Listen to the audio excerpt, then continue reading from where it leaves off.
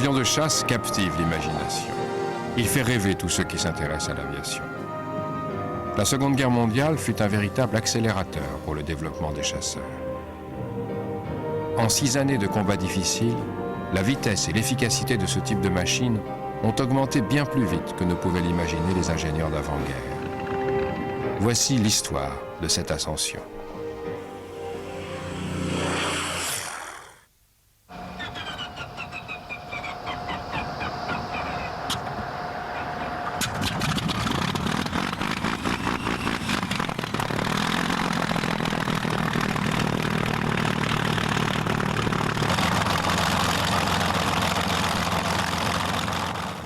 Le Messerschmitt Bf-109 est un des grands classiques de l'aviation de guerre.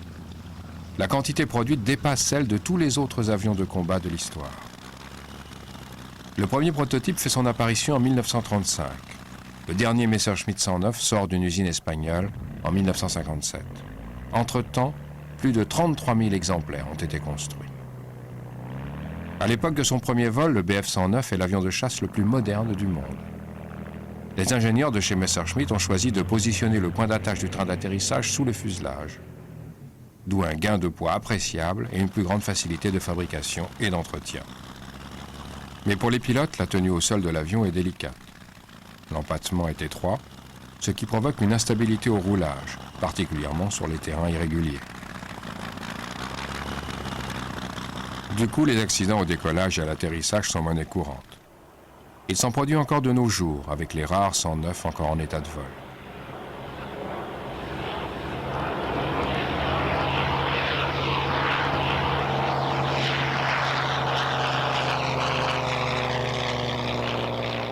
Les concepteurs de l'appareil ont cherché à obtenir le plus petit fuselage possible pour le plus gros moteur disponible. Pour mesurer le potentiel de la cellule, il faut savoir que la dernière version produite, le Bf-109K4, conserve presque le même fuselage que le prototype. Mais elle est dotée d'un moteur de 2000 chevaux, ce qui correspond à une augmentation de puissance de 300%.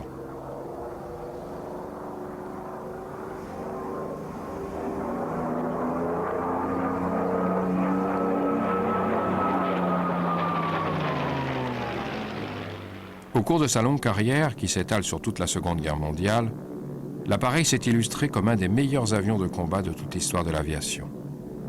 Il est petit, il peut être produit rapidement et à un coût raisonnable. Il est facilement transportable et ses accélérations sont rapides. Il grimpe et pique très vite et il est très agile dans le ciel.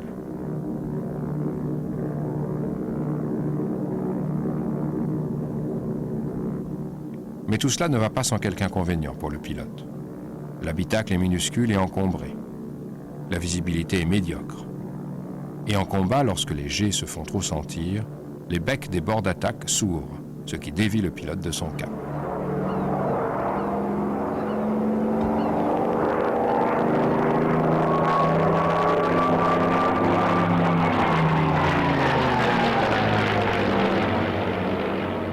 Mais les avantages l'emportent largement. Au début de la guerre, son seul adversaire valable est le Spitfire. En 1945, les 109 peuvent encore tenir tête aux plus récents chasseurs alliés.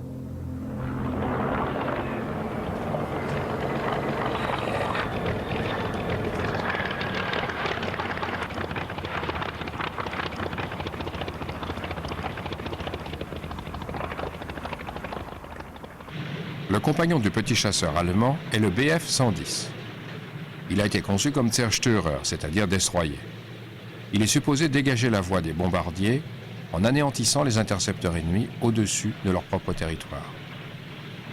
Lorsque les experts de la Luftwaffe proposent le concept du Zerstörer, le professeur Willy Messerschmitt n'est pas très enthousiaste. Il essaie pourtant de satisfaire Hermann Göring tout en étant persuadé qu'un gros chasseur bimoteur ne peut être qu'un compromis.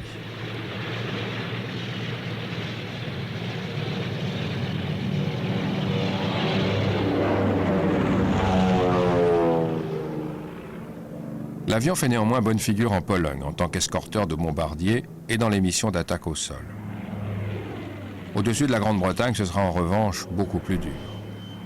Mais il réapparaît plus tard beaucoup plus efficacement comme chasseur de nuit pour contrer les raids de bombardement massifs anglais. Dès 1937, on lui cherche un successeur. Ce sera le ME-210 Hornis, autrement dit Frelon. Le fuselage et la disposition des empennages sont très différents, mais les moteurs sont pratiquement les mêmes.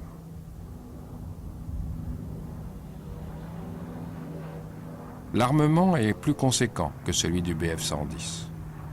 Des tourelles télécommandées de chaque côté du fuselage sont contrôlées à partir du cockpit arrière.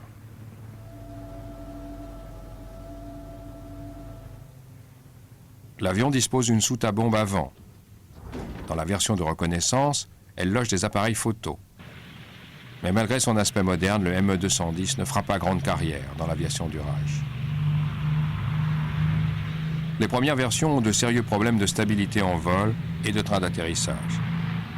L'appareil sera amélioré, mais les accidents resteront nombreux. On n'en fabriquera finalement que 352 exemplaires. Et du coup, on exige la démission de Willy Messerschmitt. Mais à ce moment-là, sort le 310, puis le 410, certes moins sophistiqué, mais qui donne des résultats plus satisfaisants.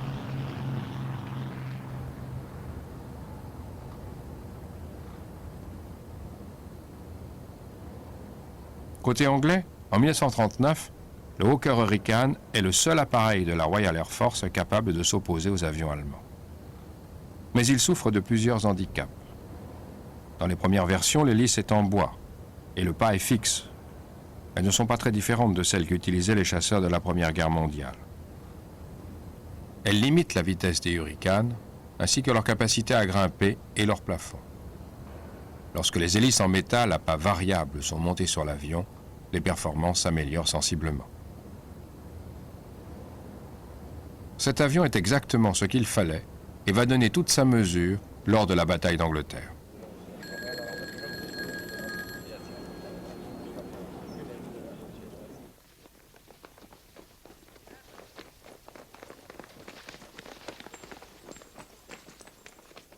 Certes, il ne peut égaler les performances globales du Bf-109.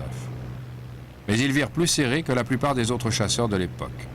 Et avec ses 8 mitrailleuses Browning, il dispose d'une bonne puissance de feu et s'avère redoutable contre les bombardiers allemands. Les versions plus tardives le transformeront en chasseur-bombardier ou l'adapteront pour l'attaque au sol. Les Hurricanes opéreront alors loin de l'Angleterre sur des théâtres d'opérations plus exotiques. Le Hurricane 2, équipé d'un canon de 40 mm, se montre extrêmement efficace pour démolir les chars de Rommel dans le désert d'Afrique du Nord.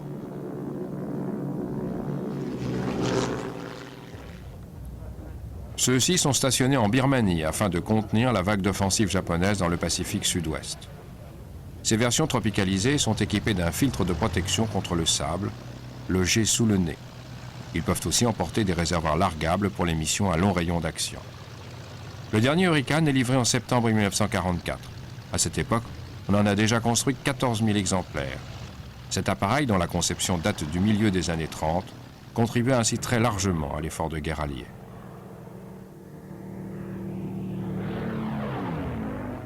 Mais l'atout majeur de la RAF, c'est le Spitfire. Il surprend brutalement les Allemands en 1940 au-dessus de Dunkerque. Au début de la guerre, les services de renseignement du Reich prétendent que le Messerschmitt Bf-109 est largement supérieur au Spitfire. En fait, les performances des deux appareils sont très proches. Le chasseur anglais, avec sa voilure elliptique unique, dépasse son adversaire en maniabilité et en vitesse de pointe.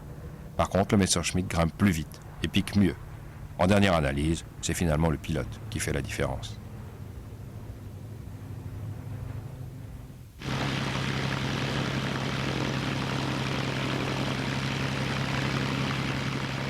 Ce Spitfire parfaitement restauré porte l'immatriculation JEJ, celle du grand as britannique Johnny Johnson. L'avion est aujourd'hui basé en Californie.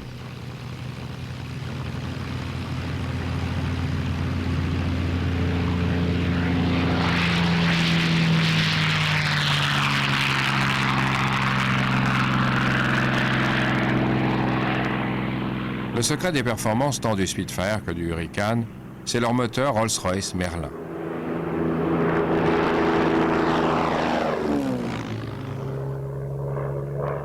Avec cependant un défaut.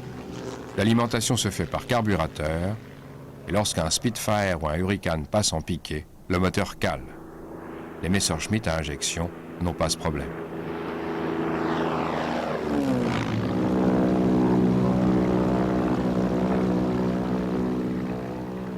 Le prototype du Spitfire prend l'air en 1936, inaugurant ainsi une très longue carrière. Le Spitfire s'affirmera tout au long de la guerre et sera constamment modifié et amélioré.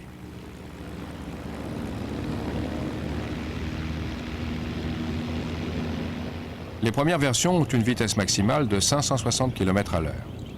À la fin de la guerre, elle a augmenté de 160 km/h environ. Le modèle Mark 14, avec un moteur Griffon de 2000 chevaux, est assez rapide pour rattraper et détruire les V1, les bombes volantes allemandes. Après la bataille d'Angleterre et le transfert de la Luftwaffe vers le front Est, les chasseurs de la RAF sont sous-utilisés. Ils effectuent quelques raids en Allemagne et en France occupée.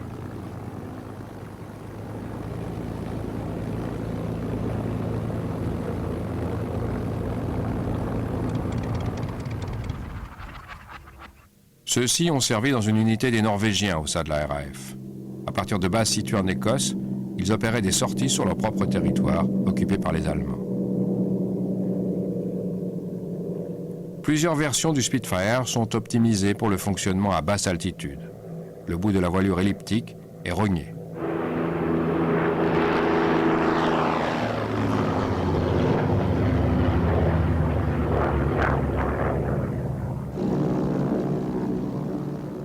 Ces versions à aile raccourcie portent la désignation LF pour Low Altitude Fighter, chasseur à basse altitude.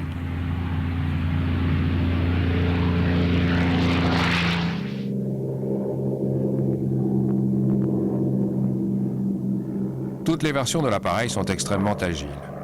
Mais au fur et à mesure que la guerre progresse, son rôle passe du combat aérien à l'attaque au sol, puis à l'interception à haute altitude.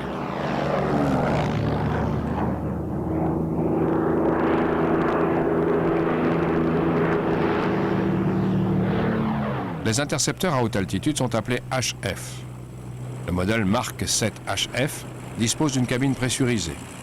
Il est doté d'un moteur Merlin de 1600 chevaux suralimenté par un turbocompresseur à 2 étages.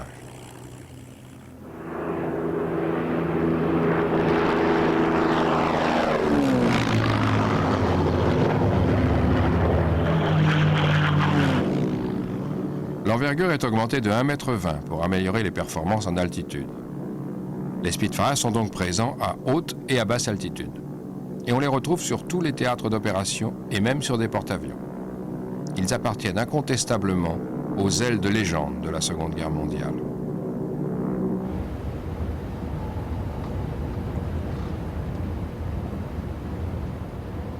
Ça, c'est la fameuse gueule de requin qui orne les premiers chasseurs américains intervenus dans la guerre. Le lien entre la gueule de requin et le Curtiss Hawk commence avec le groupe de volontaires américains baptisé les Tigres volants. Ils opèrent à bord de P-40 contre les Zéros et les Betty japonais au-dessus de la Chine, avant l'entrée en guerre de l'Amérique. Mais à ce moment-là, ils ont déjà montré de quoi ils sont capables.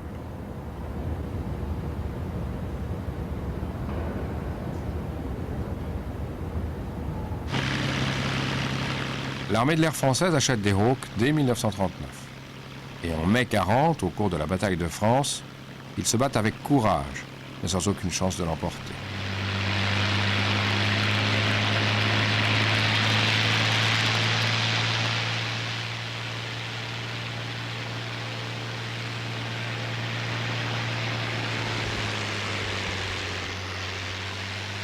Les Britanniques achètent eux aussi des P-40 dès le début de la guerre. Et ils les rebaptisent Tomahawk et Kitty Hawk.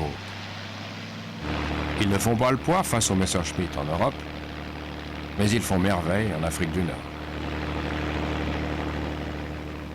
Ils sont peut-être dépassés, mais ils sont agiles et robustes. Et dans le désert, ils se révèlent efficaces pour l'attaque au sol et comme chasseurs bombardiers. Les P-40 sont propulsés par des moteurs Allison à refroidissement liquide ou des Merlin fabriqués sous licence aux États-Unis. Leur vitesse maximale est d'environ 560 km/h et leur plafond opérationnel de 10 000 mètres.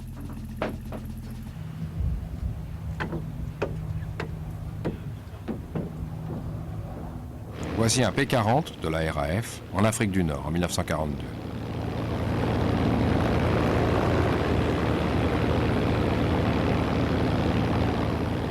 Les forces américaines aussi utilisent des P-40 en Afrique du Nord. Leur expérience contre les Allemands et les Italiens sur ce théâtre d'opération constituera un précieux entraînement pour les futures opérations en Europe.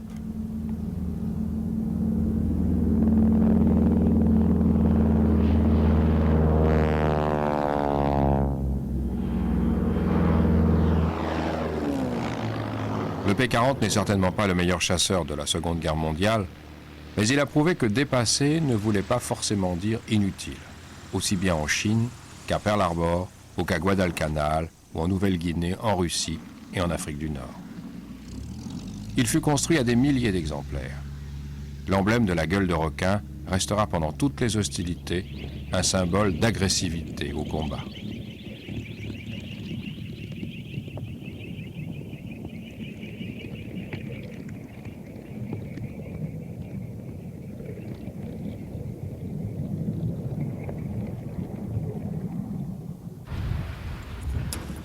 En Afrique du Nord, le P-40 est opposé à des appareils italiens peu connus, mais tout à fait dignes d'intérêt.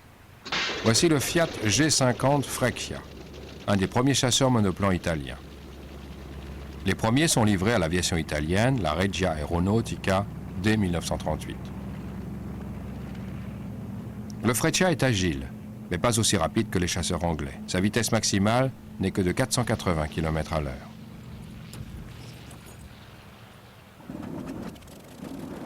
Le Macchi Castol di Saetta est un vrai plaisir pour les pilotes. Il est plus rapide que le G50, mais reste beaucoup plus lent que ses adversaires britanniques.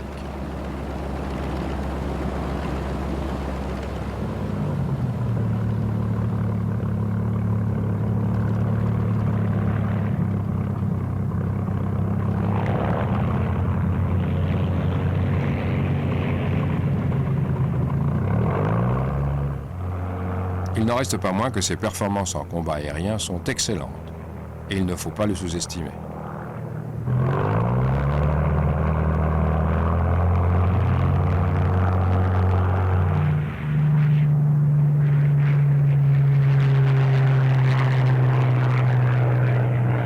Saetta veut dire éclair en italien.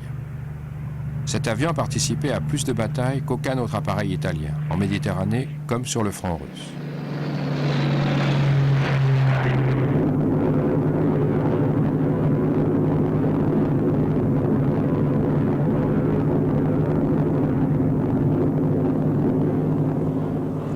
Mais ces deux chasseurs, tous deux à moteur en étoile, sont trop faiblement armés.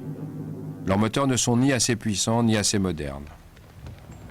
Tout changera le jour où on les équipera de propulseurs allemands. L'élégant Macchi Castoldi C-202 Folgore domine alors facilement les P-40 et les Hurricanes en Afrique du Nord. Et les dernières versions de ce chasseur sont pratiquement aussi performantes que le Focke-Wulf FW-190 ou le Mustang.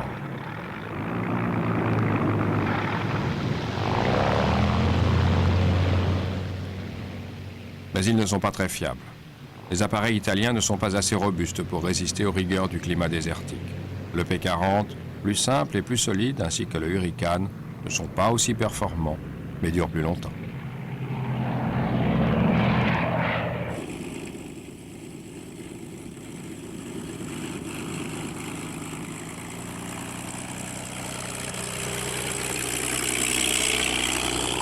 En Union soviétique, une nouvelle gamme de chasseurs fait son apparition durant le premier semestre 1941. Ce sont des monoplans modernes à aile basse, train d'atterrissage rentrant et cockpit fermé. Il ne reste plus qu'à les mettre au point. Et les Russes vont s'y employer. Résultat, entre autres, cet avion, le Yak-3.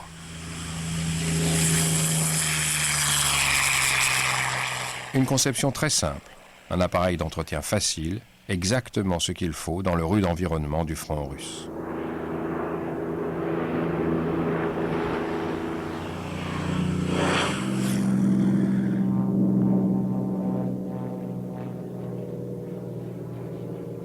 Pendant la bataille de Koursk au cours de l'été 1943, le Yak-3 apporte la preuve que l'aviation soviétique peut égaler la Luftwaffe.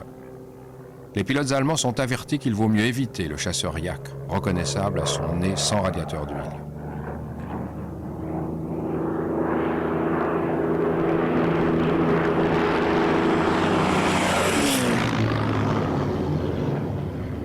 Les avions de chasse russes agissent en parfaite concertation avec un appareil d'attaque au sol d'une réussite incontestable, l'Ilyushin IL-2 Shturmovik.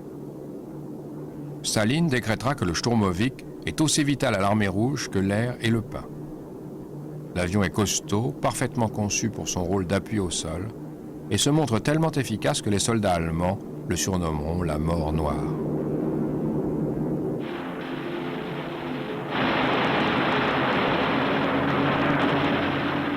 Le moteur et le pilote sont efficacement protégés dans une coque structurelle blindée. L'IL-2 est armé de mitrailleuses, d'un canon, de roquettes et de bombes. Et il a un compagnon plutôt inattendu dans ses missions d'attaque au sol, un chasseur américain livré aux Britanniques et à l'US Army Air Force, et considéré comme un mauvais avion, à savoir le Bell P-39 Era Cobra, baptisé P-400 dans sa version d'exportation.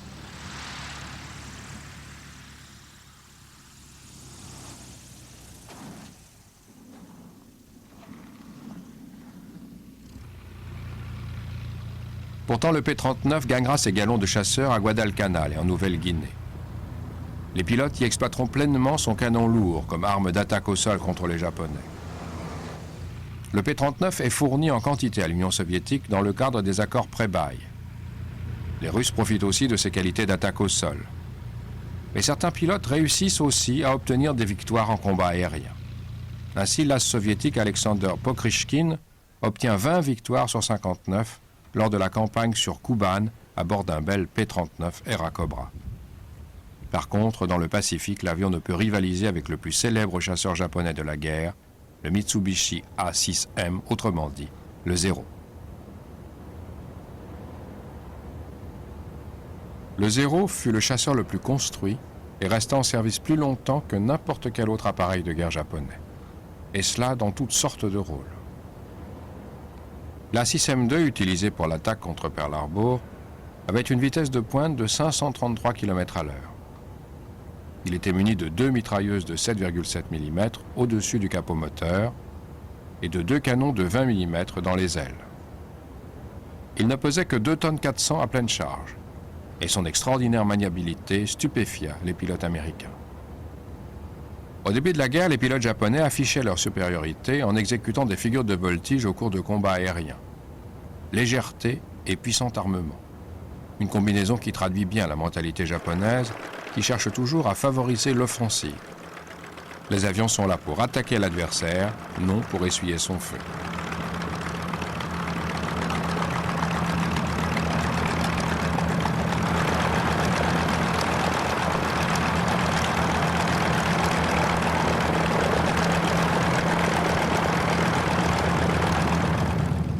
Le Zéro est conçu à l'origine comme un avion embarqué.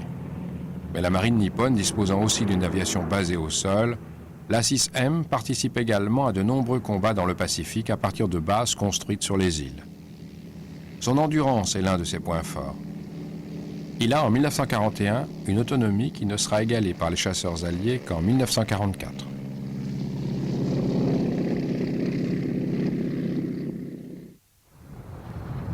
C'est le premier chasseur embarqué au monde à pouvoir l'emporter sur ses adversaires basés au sol.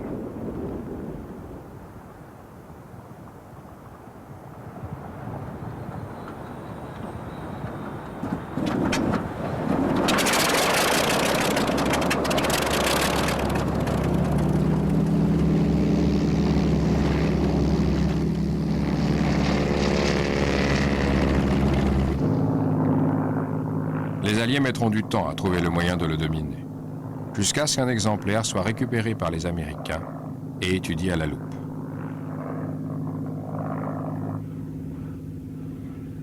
Ses qualités de vol et son autonomie ont été obtenues au détriment de sa résistance structurelle et au prix d'une réduction de la sécurité. Mais tout au long de la guerre, l'avion sera amélioré. Et la dernière version du Zéro ne sera plus à proprement parler un chasseur. Elle sera conçue en fonction d'un seul objectif, les kamikazes, les missions suicides.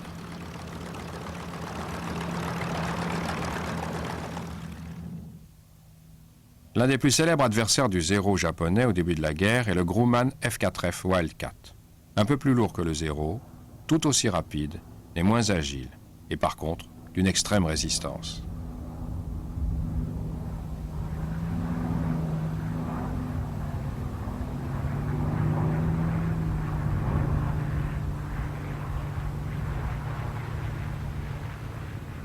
Une des particularités du Wildcat est l'emplacement des trappes de train d'atterrissage dans le fuselage.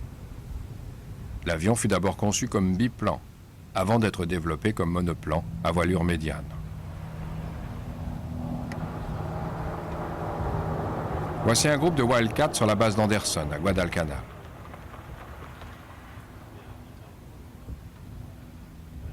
Pendant longtemps, les F-4F sont les plus nombreux sur l'île.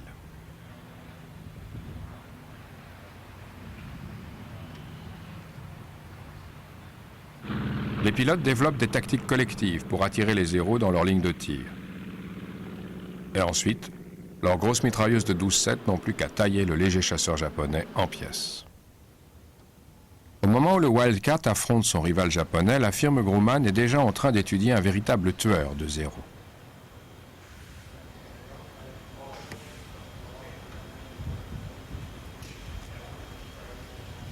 Il faut faire vite.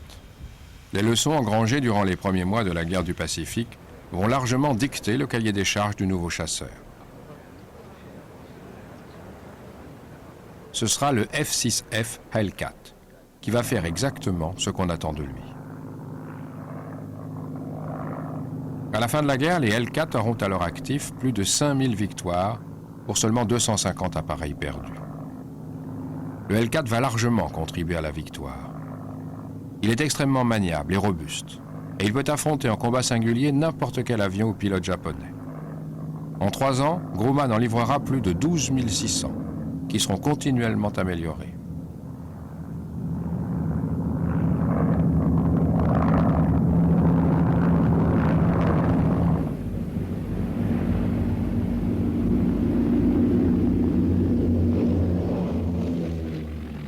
L'aviation de marine britannique en achète, elle aussi, qu'elle utilise à partir de ses porte-avions en Europe et en Extrême-Orient.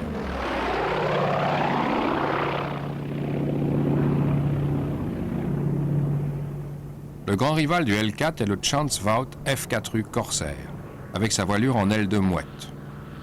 Les Japonais le surnomment la mort chuchotante. Il restera en production plus longtemps que les autres avions de combat américains, de 1940 à 1952.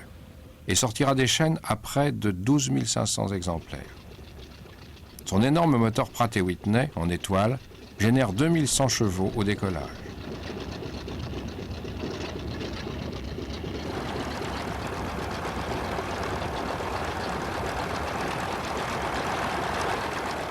Le Corsair, très robuste et polyvalent. Pour les Marines, il fait apparaître le bon vieux Hellcat comme un jouet.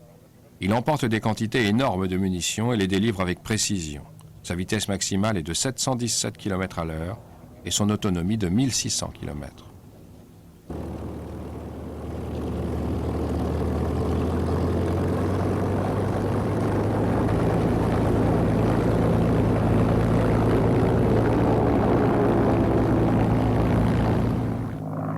Opérant aussi bien à partir de bases terrestres que de porte-avions, les Corsaires obtiennent un taux de réussite de 11 pour 1. Certains officiers japonais le considèrent comme le meilleur appareil qu'ils aient jamais eu en face d'eux.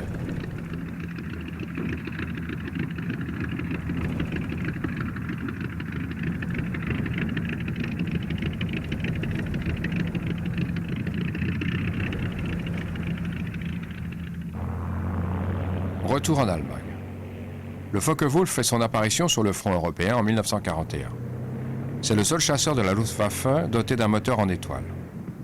Il est de 40 km/h plus rapide que le Spitfire 5, jusqu'à 7600 mètres d'altitude. Son taux de roulé est le plus rapide de tous les avions de chasse de la Seconde Guerre mondiale.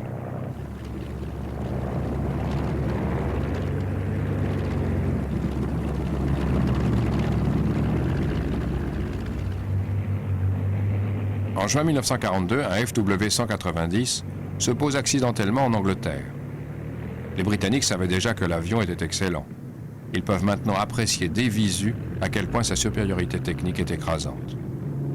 Non seulement son aérodynamique est très avancée, mais il constitue une très petite cible. Il est très robuste et son pilote dispose d'une grande visibilité.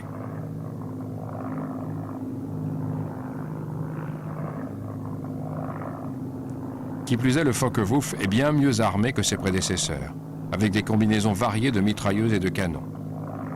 Il est décliné en de nombreuses versions en fonction des besoins, chasseurs, tueurs de chars, bombardiers torpilleurs et intercepteurs de nuit.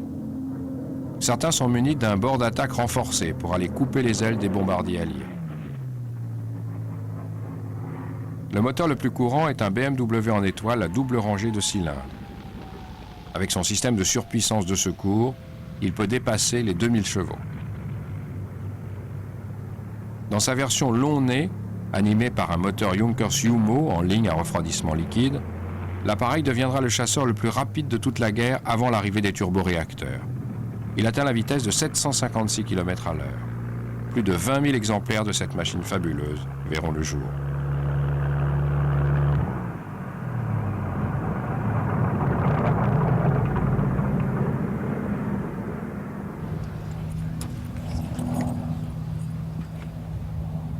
En face, le Lockheed P-38 Lightning est un avion extraordinaire.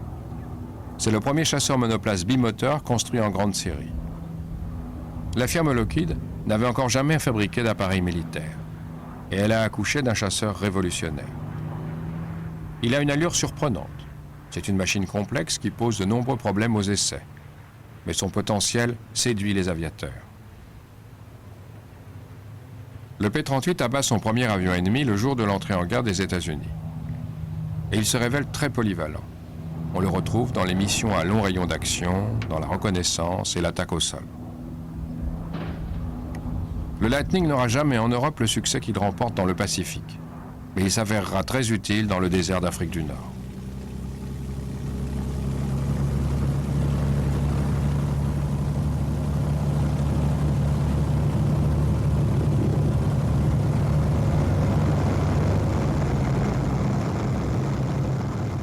La sécurité apportée par ces deux moteurs et sa grande autonomie en font la machine idéale pour la guerre du Pacifique.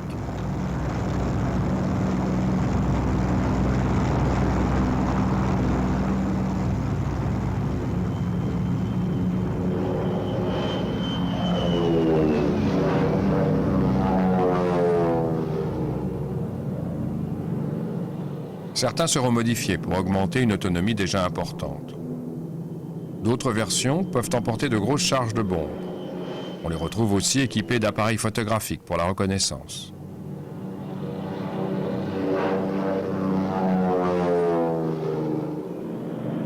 Le Lightning, avec sa silhouette singulière à deux queues, sera en quelque sorte une machine à tout faire de la guerre.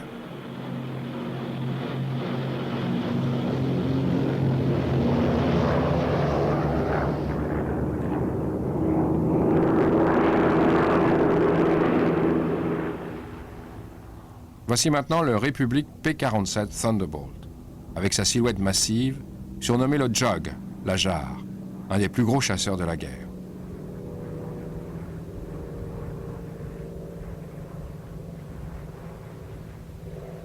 Il a été dessiné autour du moteur en étoile Pratt & Whitney R2800, développant plus de 2000 chevaux.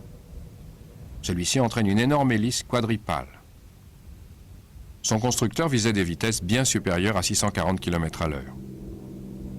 Sa voilure a une forme elliptique qui rappelle celle du Spitfire.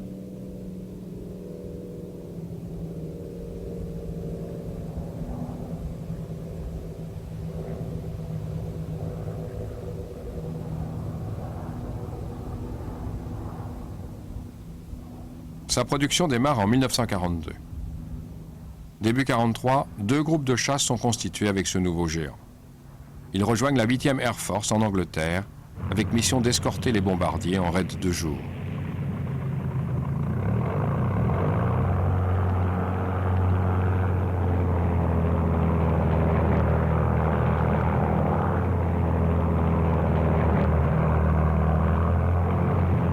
Mais avec son autonomie inférieure à 1000 km, il ne peut les accompagner jusqu'au cœur de l'Allemagne.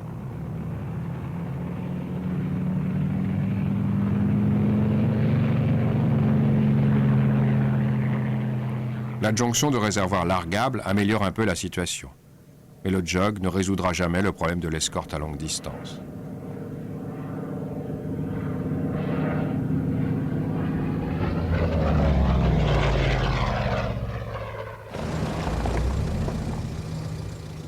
On voit ici les tout premiers modèles du P-47 en service en Grande-Bretagne. On les surnomme les Razorbacks, les rasoirs, à cause du profilage à l'arrière de la cabine du pilote. La redoutable puissance de feu du Jug va permettre de l'utiliser comme bombardier d'attaque au sol avec une efficacité phénoménale. Construit en grande série, il se forgera une réputation de tueur en Europe et dans le Pacifique.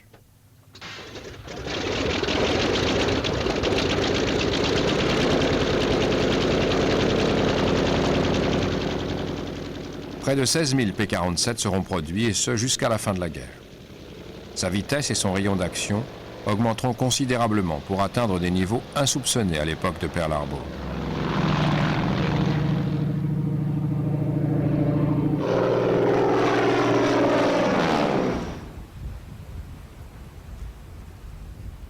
Le prototype du North American P-51 Mustang est construit en très exactement 102 jours.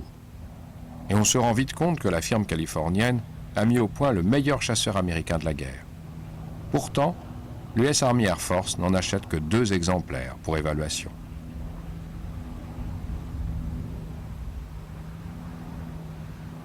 Le moteur Allison des premiers Mustangs diminue ses performances potentielles à haute altitude. Les Anglais recommandent donc de monter à la place un Rolls-Royce Merlin, un mariage en or.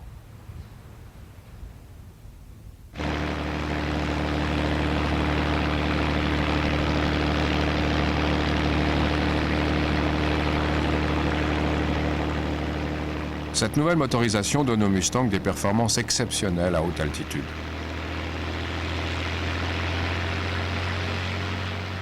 Plus tard, un réservoir de 320 litres est ajouté derrière le cockpit, ce qui rend l'appareil instable avant qu'une certaine quantité d'essence soit consommée. Mais le Mustang peut maintenant voler pendant 7h30, assez longtemps pour un aller-retour sur Berlin. Les Alliés disposent enfin d'un chasseur d'escorte à long rayon d'action.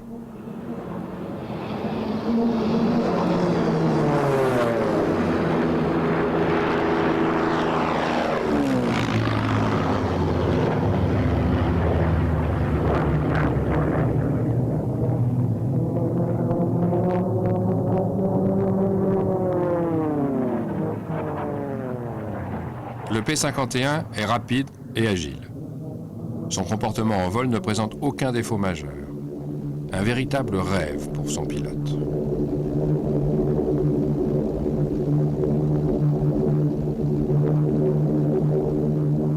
Ce film montre une escadrille de Mustang de la RAF en 1942.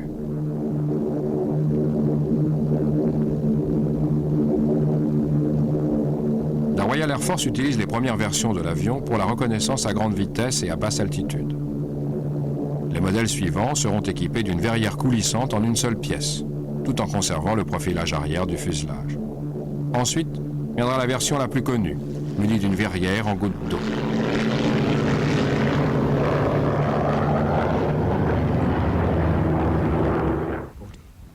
La plupart des P-51 sont utilisés en Europe.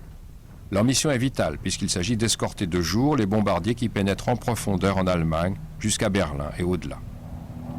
Le Mustang est le seul appareil de la guerre capable de tenir la distance.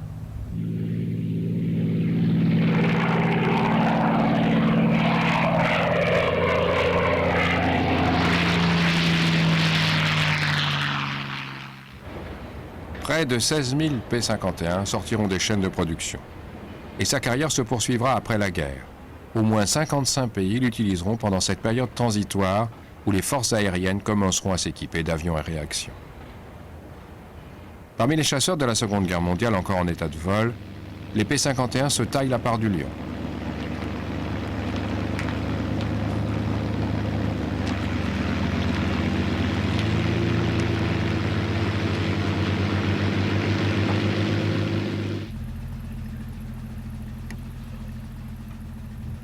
Le de Havilland Mosquito britannique est tout aussi étonnant que le Mustang, mais pour d'autres raisons. La firme anglaise l'étudie en 1938 comme bombardier de jour à grande vitesse. Il est alors entièrement en bois, à cause des risques de pénurie de métaux. Mais le ministère de l'Air britannique n'est pas intéressé. Il a tort. Quand les militaires consentent sans enthousiasme à lancer le programme, ils découvrent un avion efficace et polyvalent qui va servir à toutes sortes de missions tout au long de la guerre.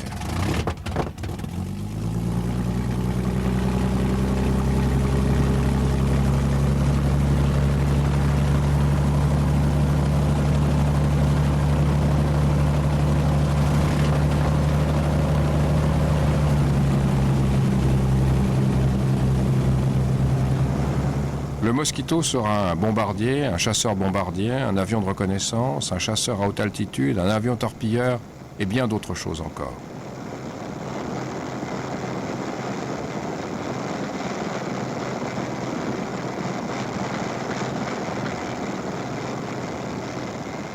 Il sera construit à 8000 exemplaires en Grande-Bretagne, en Australie et au Canada.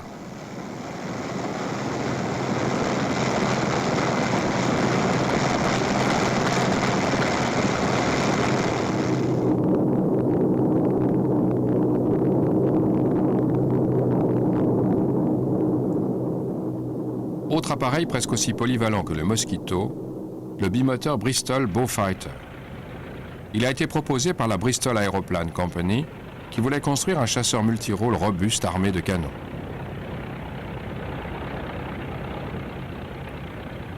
Il est basé sur le Bristol Beaufort existant et son développement s'effectue en toute hâte. Il faut moins de 6 mois pour le faire voler.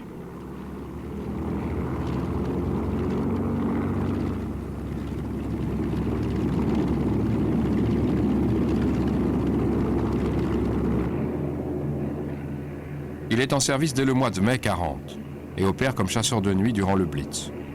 On le reverra sur tous les fronts durant toute la guerre.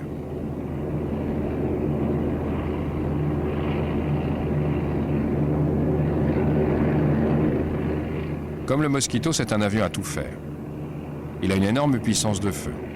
Il peut larguer des bombes, des roquettes, des torpilles et effectuer des tirs de barrage au canon. La Luftwaffe, comme l'aviation japonaise, le redouteront.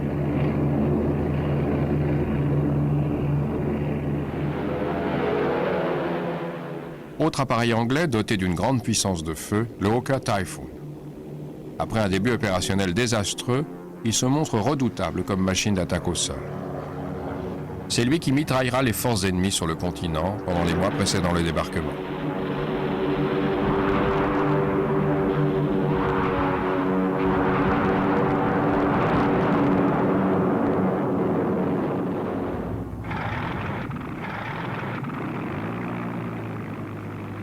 Après juin 1944, il sera utilisé à partir de terrains sommaires avancés et harcèlera sans pitié les forces terrestres allemandes et les chars.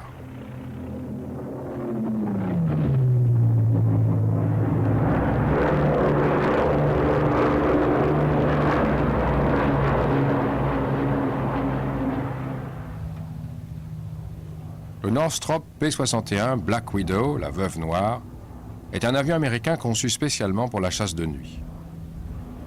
Dès le début, il est prévu équipé d'un radar installé dans le nez. Il partage avec le P-38 la même configuration bipoutre et sa voilure est extrêmement avancée avec des spoilers pour le contrôle latéral. Il entre en service en 1944 sur le théâtre du Pacifique Sud. Il y servira efficacement, ainsi qu'en Europe jusqu'à la fin de la guerre. C'est un avion énorme pour un chasseur avec une envergure de 20 mètres, mais rapide et agile.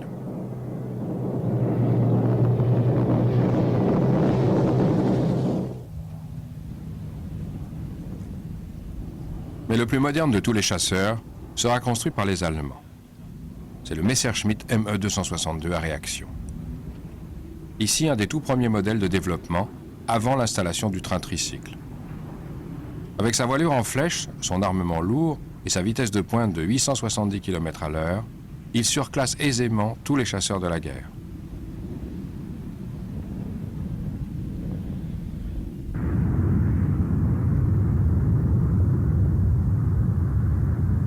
La version de chasse est surnommée Hirondelle.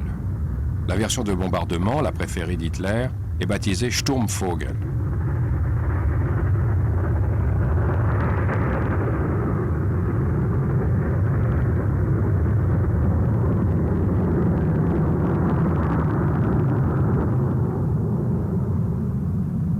C'est un magnifique avion. Et les pilotes l'apprécient pour autre chose que sa beauté. Lorsqu'il commence à entrer en service à la fin 1944, les Alliés dominent le ciel. Et le Me-262 donne au moins aux pilotes de la Luftwaffe une chance de survie.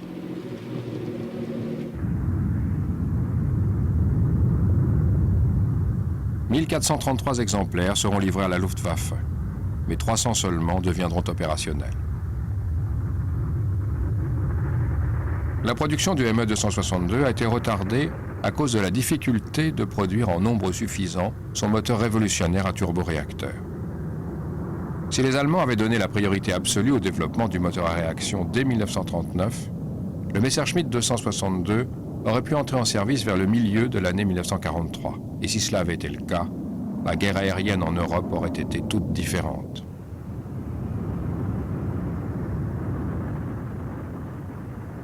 L'Allemagne et la Grande-Bretagne développent le turboréacteur en même temps.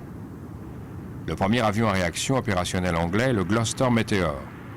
Comme le ME-262, il sera long à mettre au point et n'entrera en service qu'en juillet 1944. Il apportera sa contribution à la guerre en pourchassant les bombes volantes V1, battra le record du monde de vitesse en 1945 et posera les premières bases de l'aviation à réaction britannique d'après-guerre.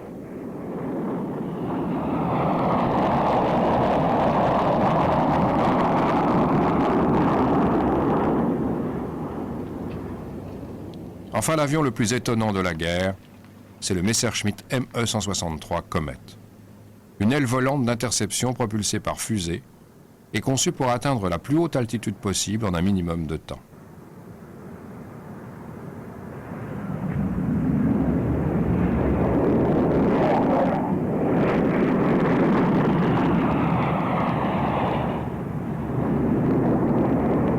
Dès 1941, le Comet atteint la vitesse stupéfiante de 1031 km à l'heure.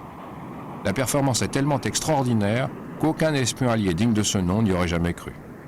Et pourtant, en 1944 et 1945, l'avion frappe les formations de bombardiers alliés. Mais à chaque vol, il y a autant de danger pour le pilote du minuscule avion-fusée que pour les équipages de bombardiers alliés, à cause du carburant très volatile qu'il utilise. C'était une idée brillante, mais qui ne pouvait suffire à faire gagner la guerre à la Luftwaffe.